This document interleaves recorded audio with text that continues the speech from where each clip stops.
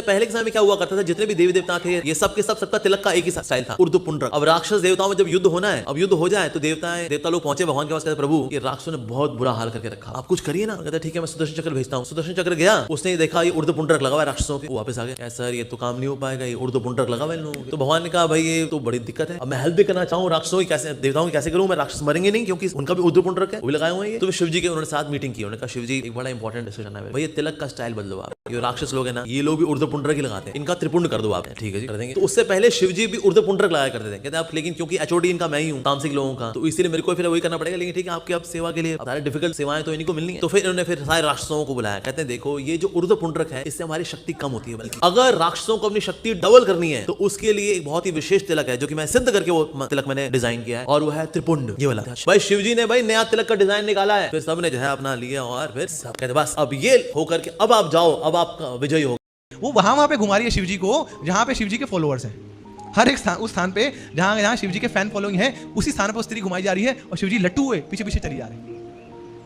और फिर बाद में जाके शिव जी के भक्तों ने पकड़ लिया शिव जी को, कान में जाके बोलते कुछ तो शर्म करो, क्या कर रहे हो, अरे आप हमारे गुरु हैं, आपने हमें सिखाया है, आप हमें पढ़ाते हैं, ये कर क्या रहे हैं आप, एक स्त्री के पीछे ऐसे लट्टू हुए घूमी जा रहे हैं, अकेले में कर लो जो कर रहे हैं सबके सामने, क्या कर रहे हो आप।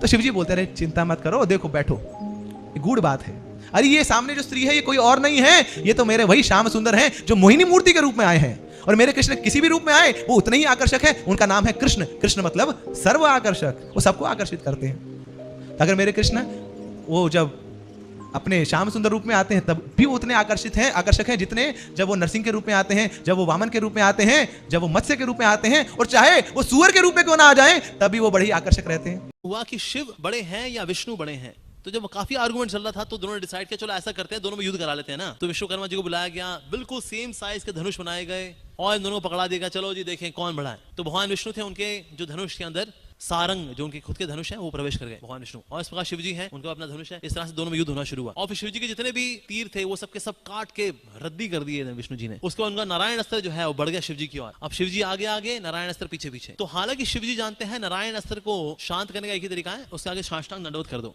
उनको आगे बोल दो हरे कृष्णा, ऐसे बोल दो जय श्री राम ऐसे बोल दो, नारायण अस्त्र शांत हो जाता है। लेकिन वो आगे आगे थे, पीछे पीछे नारायण अस्त्र था, और जानबूझ के शिव जी उन स्थानों पे गए जहां पर संत लोग ऐसा विश्वास करते थे कि शिव जी जो है परम भगवान है। तो देखा शिव जी नारायण सबके सभी देखे, ओए तो सबका कंफ्यूजन दूर हो गया भाई, जब देख लिया भाई सबका कंफ्यूजन दूर हो गया। हाँ जी कंफ्यूजन दूर हो गया जी बिल्कुल जी। उस वक्त शिव जी ने साष्टांग दंडवत कर दिया। तो जब ये युद्ध हुआ था तो शिव जी ने अपना धनुष गिरा दिया था, तो धनुष जो गिरा वो मिथिला में गिरा। अब मिथिला में इतना बड़ा धनुष पड़ा हुआ है